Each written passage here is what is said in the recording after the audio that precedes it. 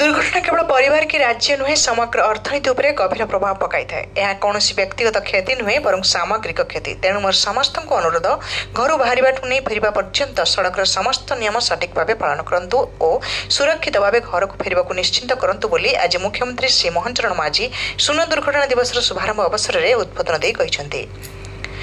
सूचनायोग्य जे सड़क जाउथिबा प्रत्येक व्यक्ति सुरक्षित जीवन पर एक सामूहिक प्रतिबद्धतार संकल्प स्वरूप आईआईटी माड्रास सहयोग में आज आरंभ होइछि जून 28 तारिख पर्यंत सुन दुर्घटना दिवस। लोकसभा भवन कन्वेंशन सेंटर ठारे वाणिज्य और परिवहन विभाग पक्षरु आयोजित सुन दुर्घटना दिवस एवं सड़क सुरक्षा संपर्कित विभिन्न कार्यक्रम शुभारंभ अवसर में मुख्य अतिथि भाव जोगदे मुख्यमंत्री कहिथिले जे आज सारा भारत में दुर्घटना जनित मृत्यु बहुत बड़ समस्या भाव देखा देछि। आम देश में दुर्घटनावशत प्राण हराउथिबा व्यक्ति मध्य 75.2% कारण होउछि द्रुत गति गाड़ी चालना। गाड़ी चालन golden rule speeds thrills but it also kills को चालक मैंने भूल जाउछन्ति। एथि सहित भूल पार्श्व गाड़ी चालना मद्यपान कर गाड़ी चालना और गाड़ी चालन समय मोबाइल व्यवहार जोगु दुर्घटना जनित मृत्यु घटुछि। एसबु विषय में सतर्क रहिबा एवं एसबु भूल दूरे रहिबा मुख्यमंत्री परामर्श देथिले। एही अवसर में मुख्यमंत्री 24 कोटी टंका विनियोग में सोनपुर चंडीखोल भंजनगर मयूरभंज रायरंगपुर बलांगीर तालचेर मालकानगिरी नयागढ़ नवरंगपुर और देवगढ़ में 11टी स्वयं चालित जान चालना परीक्षण व्यवस्था एडीटीएस शुभारंभ करथिले। एथि सहित 215 कोटी टंका प्रकल्प मूल्य रे driving electronic enforcement to save human lives बा दिशा प्रकल्पर द्वितीय पर्याय शुभारंभ करथिले। यह राज्यर विभिन्न जातीय और राज्य राजपथर 485 किलोमीटर अंचल रे कार्यक्रम हम। यह सहित 1007 किलोमीटर अंचल रे एही प्रकल्पर तृतीय पर्याय पई शिलान्यास मध्य करा जायछि। एही व्यवस्था फल सड़क सुरक्षा नियम पालन करू नथिबा चालकଙ୍କ विरुद्ध स्वयंक्रिय प्रणाली रे ई चालान कटिबो। जाजपुर जिले में द्वितीय पंजीकृत जान स्क्रैपिंग केन्द्र मध्य उद्घाटित होइछि।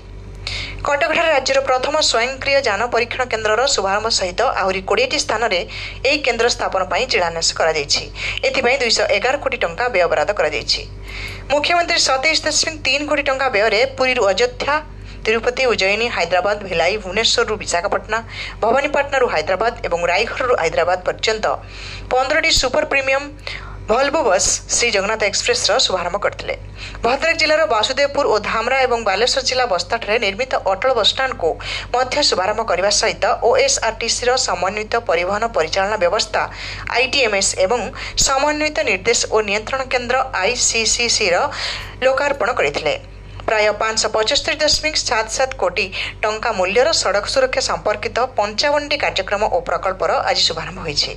जगन्नाथ एक्सप्रेस अटल बसस्टाण्ड आईटीएमएस एवं आईसीसीसी लोकार्पण ओडिशार गमनागमन व्यवस्था आउ एक स्वर्णिम पद जोड़िछि बोली मुख्यमंत्री कहिथिले।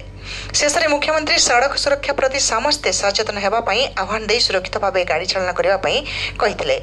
जाजपुर एडीटीएस उत्तीर्ण होइथिबा मनस्विनी साहू पुरी मालतीबाटपुर बस स्टाण्ड तिरुपति यात्री मीना कुमारी बेहरा एवं चांदबाली नाविक प्रशिक्षण इन्स्टिट्यूट संजय मल्लिक मुख्यमंत्री एसबू पदक्षेप आभासी जरिया धन्यवाद जणाइथिले।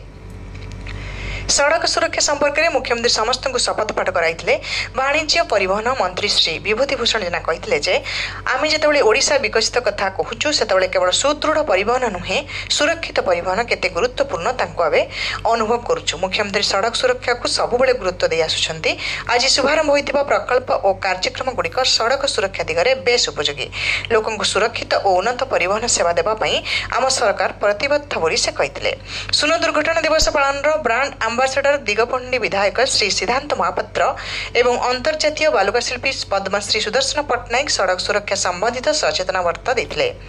दुर्घटनाग्रस्त लोकंकु ठीक समय डाक्तरखाना रे पहुंचाई जीवन रक्षा करिथिबारु अविनाश पाणिग्राही विश्वरंजन पाड़ी पंचानन दास श्रीनिवास बेहरा और सविता राणी परिडा को मुख्यमंत्री संबर्धित करथिले। कार्यक्रम में वाणिज्य परिवहन विभाग प्रमुख शासन सचिव श्रीमती उषा पाड़ी स्वागत भाषण देथिले एवं परिवहन कमिशनर श्री अमिताभ ठाकुर धन्यवाद अर्पण करथिले। समृद्ध ओडिशार रजत महापात्र रिपोर्ट।